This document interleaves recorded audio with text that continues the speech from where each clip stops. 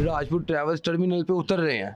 पहले मेरा बेटा उतरा है, फिर मेरी बेटी उतरी है, फिर मेरी जोजा उतरी है। आज 10 दिन हो गए, मेरी बेगम गायब है, मेरा बेटा गायब है, मेरी बेटी गायब है।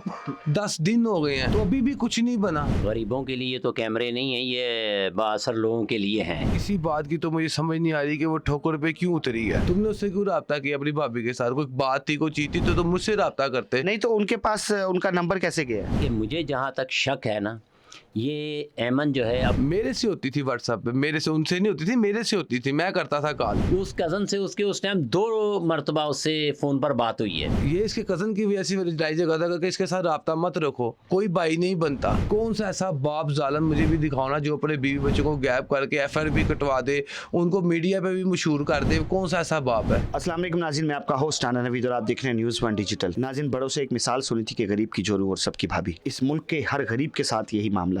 गरीब खुद एक जोरू है और खुद ही सबकी भाभी है। गरीब इस माशरे का वो तबका कि जिससे मेहनत मजदूरी करवा के और ये मुल्क चलता है, उसकी कोई औकात नहीं रही है। अगर किसी अमीर इंसान की और किसी बासर शख्स की एक छोटी चीज भी घुम जाए तो ये पूरा का पूरा सिस्टम उसे ढूंढने में लग जाता है, मुल्क को सील कर देते हैं। लेकिन एक हफ्ते 10 दिन से ज्यादा हो चुका है, एक औरत अपने 2 बच्चों समेत टर्मिनल से अगवा हो गई। कैसे हुई है, इसके पीछे क्या रीजन है, जानते हैं उनके घर वालों की जबानी। ये हमारे साथ बैठे हैं उस औरत और उन बच्चों का बाप और उस औरत का शौहर, और ये साथ बैठे हैं बिलाल साहब, उनके वालिद साहब, जो कि औरत अगवा हुई है, उनके ससुर हैं। ये इन्हीं की ज़बानी जानते हैं कि असल माजरा क्या है। अस्सलाम वालेकुम। वालेकुम अस्सलाम।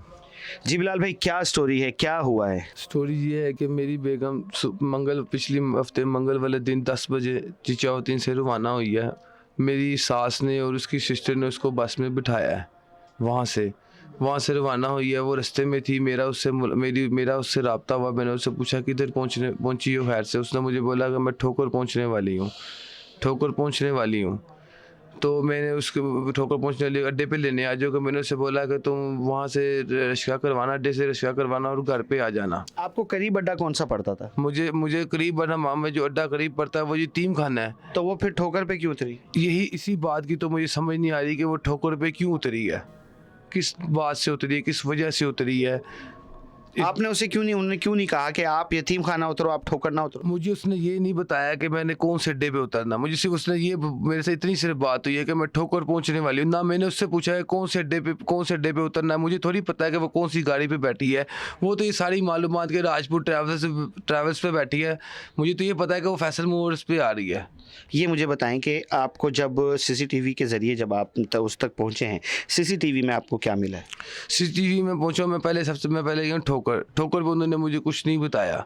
मैं वो ठोकर से वापस आ गई यतीम खाने आया हूँ मैं। वहाँ पे राजपुर ट्रैवल्स के जीएम है तारक पट्टी साहब। उनसे मैंने अपील की, उनसे मैंने कहा ऐसे मेरे बच्चे आपके ट्रैवल्स पे बैठ के सफ़र उन्होंने किया है। मुझे फोटेज दिखाइए, मुझे ठोकर की फोटेज भी दिखाएं, मुझे यतीम खाने की फोटेज भी दिखाएं। उन्होंने पहले मुझे यतीम खाने की फोटेज दिखाई। फोटेज वो देखी, उसमें सिर्फ यतीम खाने में सिर्फ एक माई उतर रही थी और बुजुर्ग सी औरत थी, माँ बुझा थी, वो उतर रही थी। तो फिर उनको मैंने बोला ये नहीं है। मैंने उनको बोला, मैं कहा आप ठोकर की मुझे दिखाएं। उन्होंने ठोकर की मंगवाई। ठोकर में मैंने देखा कि वो ठोकर अड्डे पे ना राजपुर ट्रैवल्स टर्मिनल पे उतर रहे हैं। पहले मेरा बेटा उतरा है, फिर मेरी बेटी उतरी है, फिर मेरी जोजा उतरी है। उसके बाद वीडियो कहाँ है? उसके बाद मुझे ये तसल्ली हो गई कि यार मेरे बीवी बच्चे वहाँ से आए हैं, यहाँ पे उतरे हैं। मेरे पे हो सकता है मोबाइल बंद हो गया। मेरे वहाँ पे यतीम खाने के पास मेरे सिस्टर्स मेरी रहती हैं, मेरे बहनोई रहते हैं। मैं कहा शायद उनके घर में चली गई हो। मैं सारा जिधर मैं जा सकता था मैं सारा गया हूँ, मुझे वो कहीं पे नज़र नहीं आई। अच्छा, वहाँ की सीसीटीवी तो बंद हो गई, तो रोड पे भी तो जो है वो ये सारा का सारा सेफ्टी प्लान लगा हुआ है, वहाँ पे क्यों कोई वीडियो नहीं आई? मैं ठोकर न्याज भाई के अहमद फयाज साहब हैं, मैं उनके पास गया था। उनसे मैंने अपील की थी कि मुझे कैमरे सारे अपने ठोकर के अंदर के कैमरे दिखाए जाएं। उन्होंने बोला जो मेरी बिल्डिंग में जो कैमरे लगे उनकी अरेंज नहीं है इतनी कि जो टर्मिनल तक जा सके। ऐसे कैमरों को क्या फ़ायदा है कि जो अरेंज भी ना हो। आपने उनका सर क्यों नहीं फाड़ा कि फिर ये लगाए हुए किस वजह से हैं? अगर रेंज ही नहीं है इनकी तो ये किस मकसद के तहत कैमरे लगे? देखो, मैं गरीब इंसान हूँ, मैं ये बात नहीं कर सकता। मैं इसलिए अपील कर रहा हूँ कि मुझे इंसाफ मिलना चाहिए। मुझे मेरे बीवी बच्चे मिलने चाहिए। किधर हैं, किधर चले गए हैं कि वो टर्मिनल पे उतर रहे हैं, को ज़मीन के अंदर कर गए हैं। खुद बाहर अड्डे के अंदर कैमरे लगे, मैंने उनका बोला है, मैंने फयाज साहब को कहता है ये सारे ख़राब है। अब जब कोई गरीब के साथ कोई मामला हो जाता है तो उस टाइम हर चीज़ ख़राब हो जाती है। नाजरीन, ये कैमरे किस वजह से लगे हुए हैं? इनको उतार के फेंक देना चाहिए कि अगर इसके अंदर कुछ आ ही नहीं सकता, अगर ये किसी की मदद ही नहीं कर सकते तो इनको उतार के फेंक देना चाहिए। ये कैमरे तब चल पड़ते हैं कि जब किसी बहुत बासर शख्स की कोई चीज़ वीज़ गुम हो जाती है या उनके अपनों के साथ ऐसे हादसा हो जाते हैं, तब ये कैमरे चल पड़ते हैं। तब तो ये आसमान तक पहुँच के और तमाम के तमाम राज को फाश कर देते हैं। हाई साहब क्या कहना चाहेंगे? आप सही फरमा रहे हैं कि ये गरीबों के लिए तो कैमरे नहीं हैं, ये बाअसर लोगों के लिए हैं, क्योंकि उनकी पावर ज़्यादा होती है, उनकी बैकअप ज़्यादा होती है। गरीबों की बैकअप नहीं होती, कोई पीछे हाथ रखने वाला नहीं होता। इस वजह से ये हमारे साथ ये ज़्यादती हो रही है।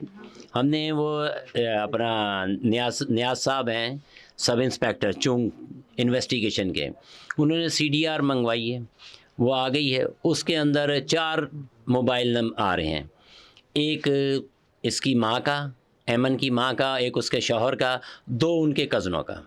वो कज़न कौन है? एक कज़न का नाम है अपना तोकीर और दूसरा जो है वो आसिफ, दोस्त है बिलाल दोस्त। बिलाल कौन है? बिलाल, मैं खुद बिलाल हूँ। मेरा आपके दोस्त का नंबर वहाँ पे कैसे गया? मेरे उसके नंबर, उसने मेरे आसिफ का नंबर ऐसे, मेरे दोस्त नंबर का उसका नंबर ऐसे आया है कि उसने मेरे दोस्त को कॉल की है कि मुझे 2 दिन पहले एक उसका नंबर आया हुआ है कि उस दिन नहीं आया हुआ, एक दिन पहले 16 तारीख को है, 17 तारीख का ये वकूआ है, 16 तारीख को उसको कॉल करके कह रही है कि मुझे कोई 10-15 हज़ार, जो उसने मुझे बताया मेरे दोस्त ने, मुझे तो जैसे नंबर निकले मैंने उस टाइम उससे कॉल की ना कि यार तेरा रब्ता किस तरह होया भाई और तुमने उससे क्यों रब्ता किया अपनी भाभी के साथ, कोई बात थी कोई चीज़ थी तो तुम मुझसे रब्ता करते। नहीं तो उनके पास उनका नंबर कैसे गया है? मैं करता था ना कॉल, बात करता था ना उससे, मेरी बात होती थी व्हाट्सएप पे, मेरे पास व्हाट्सएप वाला मोबाइल नहीं था। वो पिंडी का रहने वाला मेरा दोस्त। आपके दोस्त की बात उनसे होती थी व्हाट्सएप पे? मेरे से होती थी व्हाट्सएप पे, मेरे से, उनसे नहीं होती थी, मेरे से होती थी, मैं करता था कॉल। जी आई साहब। जी हाँ, ये अपने दोस्त से रब्ता करते थे उस व्हाट्सएप पर। तो व्हाट्सएप वाला फ़ोन जो इनकी बेगम के पास है। बेसिकली बात ये है कि मुझे जहाँ तक शक है ना, ये ऐमन जो है अपनी माँ के घर में है, उसको सब कुछ मालूम है कि इस टाइम उसकी बेटी कहाँ पर है। उसकी माँ को लेकिन ये माँ कर क्यों रही है? उधर से जब भेज दिया और टर्मिनल पे उतर भी गए तो फिर ये हो या तो उधर ही रख ले। इसलिए कि पहले भी इसके साथ क्लैशेस होते रहे हैं बिलाल के साथ, और उस क्लैशेस की बुनियाद के ऊपर कि वो जान छुड़ाना चाहती थी। लास्ट टाइम भी बिफोर 3 मंथ उन्होंने इनसे खुला का दावा किया था, फिर इनसे ताल्लुकात बहाल हो गए, कुछ लोग बीच में बैठे और ताल्लुकात बहाल हो गए, तो फिर वो अपने माँ के घर से इधर आ गई। मगर उसके दिल में जो है वो खलिश है, उसकी माँ के दिल में, माँ के नहीं, बेटी और माँ के दोनों के दिल में खलिश है कि हमने इनसे जान छुड़ानी है। तो ये तो कह रहे हैं कि मेरा उनसे राब्ता हुआ है, हम हंसी खुशी उनके रह रहे थे और उन्होंने कहा है कि मैं उधर उतर रही हूँ, मुझे वहाँ पर पहुँच रही हूँ, तो मुझे आप लेने आ जाओ। उसने तो कहा कि मुझे लेने आ जाओ। इसकी तबीयत ख़राब थी, इसको सही याद नहीं है कि इसको वोमिटिंग और लूज़ मोशन लगे, तो बुखार था। मेडिसिन इसने घर से अपनी वालदा से लेके खाई है और ये आराम कर रहा था। उस दिन इसने काम भी नहीं किया। ये इसको कहना भूल गया कि भाई मैं बीमार हूँ, बुखार है मुझे, तो तुम रिक्शे में बैठकर खुद ही आ जाओ। उसने कहा कि भाई ये तो आ नहीं रहा, मैं इस बात का फ़ायदा उठाऊँ। जिस कज़न से उसका ताल्लुक़ रब्ता था, उस कज़न से उसके उस टाइम 2 मरतबा उससे फ़ोन पर बात हुई है। क्या उससे क्या रब्ता, क्या ताल्लुक़ था? पहले कोई मसाइल चल रहे थे? मसाइल ऐसे ही थे ना कि मिलना जुलना था उनसे। मिलना जुलना किस हिसाब से आप कह रहे हैं? रिश्तेदारी बतौर कि कोई रिलेशन था? रिश्तेदारी बतौर। बिलाल साहब क्या कहेंगे इस बारे में? मैं क्या कह सकता हूँ, जो मेरे वाले साहब कह रहे हैं, वाले साहब यही बात है सारी कि अब मेरे CDR की रिपोर्ट निकलवाई है, ठीक है, CDR की रिपोर्ट इन्वेस्टिगेटर सब इंस्पेक्टर ने निकलवाई है। उसके अंदर देख रहे हैं 2-3 नंबर आ रहे हैं। जब मेरे से पहले वो 2 नंबर पे रब्ता है, वो 2 दफ़ा उस बंदे से रब्ता हुआ है, इनका काम बनता है उससे भी तो इन्वेस्टिगेशन करना ना। वो मुझे कहते हैं कि इन्वेस्टिगेशन तुमसे शुरू नहीं है। कौन सा ऐसा बाप जालन मुझे भी दिखाओ ना जो अपने बीवी बच्चों को गैप करके FIR भी कटवा दे, उनको मीडिया पे भी मशहूर कर दे। कौन सा ऐसा बाप है? लड़ाई झगड़ा होता क्यों था? ये इसके कज़न की भी ऐसी लड़ाई झगड़ा था करके इसके साथ रब्ता मत रखो। कोई भाई नहीं बनता। अच्छा, यानी कि भाई दुनिया में नहीं बनता, अपने भाई नहीं बनते तो बाहर वाला किस तरह बन सकता भाई?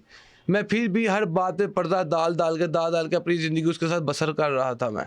अच्छा, मुझे ये बताएं कि पुलिस क्या कह रही है, पुलिस की अब क्या इसमें आगे पेशरफ्त पुलिस ने की है? पुलिस मुझे यही कह रही है कि अभी कुछ नहीं हुआ, अभी कुछ नहीं बना, अभी कुछ नहीं हुआ तो कब बनेगा। आज 10 दिन हो गए, एक औरत, एक मेरी बेगम गायब है, मेरा बेटा गायब है, मेरी बेटी गायब है, 10 दिन हो गए हैं तो अभी भी कुछ नहीं बना। नाज़रीन, गुफ्तगू आपने सुन ली है, मैं कुछ नहीं कहना चाहता, गुफ्तगू आपके सामने है। स्टोरी ने एक नया मोड़ ले लिया है। पहले एक औरत अपने बच्चों समेत अगवा हो गई थी, लेकिन अब जो कुछ भी है आप लोगों के सामने है। कमाल की बात तो यह है कि बेटी अपने बच्चों समेत गायब हो गई और ना उसके बाप को फ़र्क पड़ा, ना उसकी माँ को कि वो यहाँ आए, ना भाई को, क्योंकि भाई को इधर आना चाहिए था लेकिन वो नहीं आया। ये उनका बहनोई है, उनका दामाद है, इससे अब तक कोई उन लोगों ने राब्ता नहीं किया है। कमाल की बात यह है कि वो अगवा भी हो चुकी है और कमाल की बात यह है कि किसी के सर पे कोई जू नहीं रेंग रही। और कमाल की दूसरी बात यह है कि जो तौकीर साहब हैं वो हमारे सर का ताज, हमारी फ़ौज में हैं, हमारी पाक आर्मी में हैं।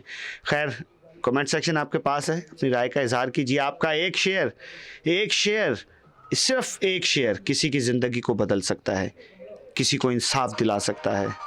सदका जारिया समझ के एक शेयर ज़रूर कीजिए, लाइक और कमेंट ज़रूर कीजिए। अपने मेज़बान राना नवीद को इजाज़त दें इस उम्मीद के साथ कि आप अपना बहुत सारा ख्याल रखेंगे। अल्लाह हाफ़िज़ नासिर।